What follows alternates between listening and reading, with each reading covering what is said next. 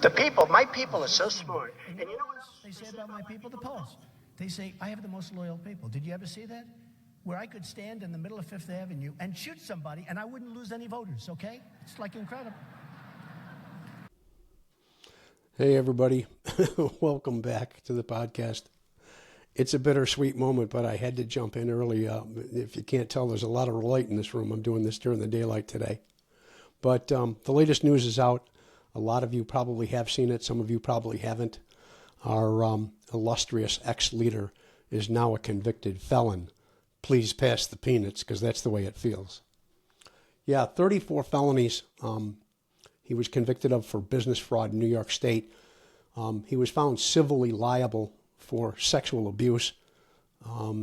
He's had multiple grand juries indict him in 3 different states, and he's had multiple state, federal, and Supreme Court losses in his litigation that he likes going to every time. It's his go-to move.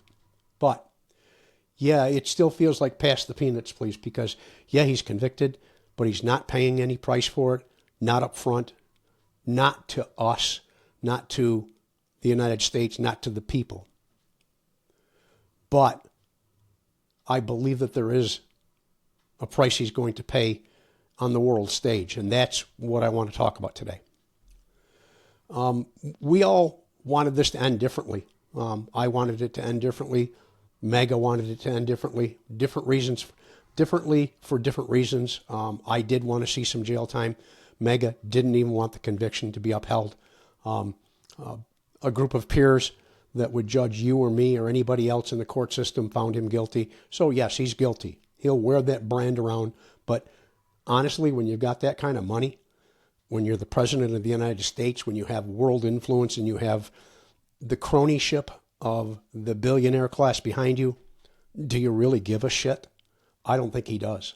I've been in positions in life where things have gone wrong for me, but because of the position I was in, who I was, and where I was, it didn't matter. And those were little things, just little things. But, you know, in the magnitude of what we've got here, it's a problem.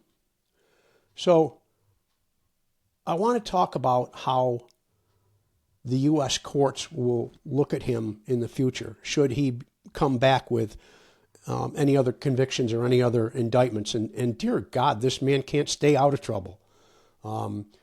He seems to put his feet in it and wallow in it and love it. But I digress. The U.S. courts are not going to look at him the same way. He is now a convicted felon. That's one of the sweet spots of this. Not much of a sweet spot, but it's a sweet spot. Anybody that's ever been involved in the law and had to deal with court cases knows that if you've been there before and the judge recognizes your face coming back, yeah, it's a problem, okay? I'm really curious about how the world leaders will react to him. And I'm not so much concerned about Putin or Kim Jong-un or Xi in China. I do think that he'll be treated differently. I think he'll be treated as you thought you were all powerful and your own country put you down. Well, yeah, that's possible, but I don't know. But I digress. What I'm worried about is the leaders of like Canada, Mexico, the leaders of Panama, the European Economic Union leaders, and mostly the leaders of our other NATO allies around the world. I mean, the people that used to think and honestly did believe 20 years ago that we were the biggest country in the world that they could rely on for safety, for economics, for leadership, for a path to follow, and for justice. Well, if I'm part of the NATO nations right now, I'm looking at what the Orange Antichrist has said about Greenland and Panama, and wondering if he's willing to turn on them and they're so close, why wouldn't he turn on the rest of NATO? Do they need to up their game and keep one eye on him and one eye on the other people? You know, like they say in the world, the real world, and it's the truth. You keep your friends close and you keep your enemies closer. They're going to be keeping an eye on them. I'm curious how the G7 leaders will look at him and whatever entourage he brings the next time he goes to a G7 summit. Okay? The U.S. economy is the leading economy in the world. You know, our dollar's worth more than anything else. Our economy grew beyond anything that anybody ever thought was possible coming out of COVID, and it beat all the other G7 nations. Okay?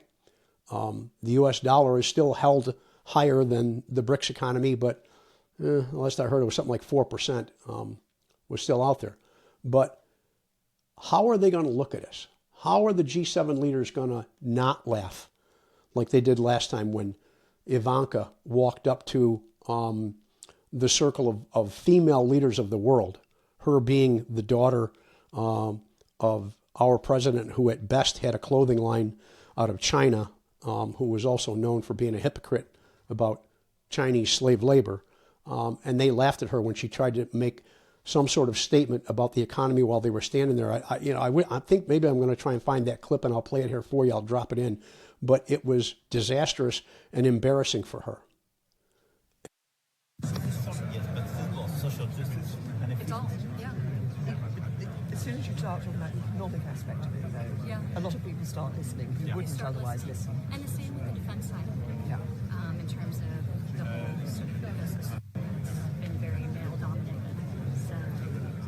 So The Orange Antichrist spoke at the United Nations. The last time he spoke at the United Nations, they literally laughed at him so strongly that he had to acknowledge the laughter and admit that he wasn't expecting that. Hey, Michael, good rainy morning to you. Let me just set the stage for what happens inside this building here behind me. This is a very serious setting with all of these world leaders gathered. There's rarely even applause, let alone laughter. But when President Trump was out here delivering what essentially is a go-to applause line from his campaign rallies around the country, it did not go well. Just watch. In less than 2 years, my administration has accomplished more than almost any administration in the history of our country. America's so true.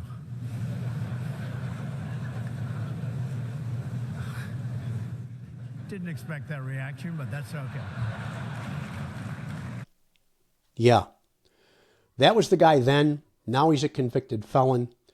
Now he's seen for his true color of who he is, and his statements and the cronies that follow him, the narcissistic nepotism, the antisocial, self-indulgent Orange Antichrist will have to deal with these people. I hope we don't pay the price as the people of this nation. But either way, I guess the end result of this is that we can't give up, okay? To my MAGA friends, yes, you won this one. Hey, I got no bones with that. You know, I'll tell you the truth, you did. I'm not going to say that, that the election was stolen. That was stupid. I will say that I wished more of my people had turned out. I had a follower tell me that it wasn't that my people didn't turn out. It's just that they voted red. And I'm going to, because of your comment, and you know who you are, because of your comment, I will be putting out a podcast that has the vote tallies for the 2025 election. I'll give you the receipts. I'll give you the numbers because I've already seen them. I just want to pull them out so I have them. But we can't give up. We have people in our government who are still there that are the unsung heroes who will, shall we say, keep the bumpers in the cushions in the alleys to keep them kind of like going down the straight and narrow. And yeah, he has a lot of people that can help him out with that, but I don't think they're all that smart. I don't think they can keep everything that we do as a resistance out of their way. And that right there, folks, is the challenge, resistance. Stand up every day, do something every day, don't back down, don't walk away, don't look the other way. See something, say something. Don't like it, do something about it.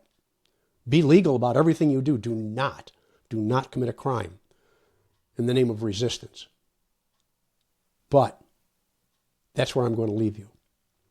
I want to thank everybody that's been tuning into the podcast. Again, I ask the hundreds, if not thousands of you that are viewing my podcasts without subscribing, please push the button. please help me with this. Help me grow the channel. Help me move the algorithm along a little bit better. But with that, it's midday. I've still got some other things I want to get done for tomorrow's broadcast. I did want to get an early jump on this. So with that, I'll say thank you and good afternoon.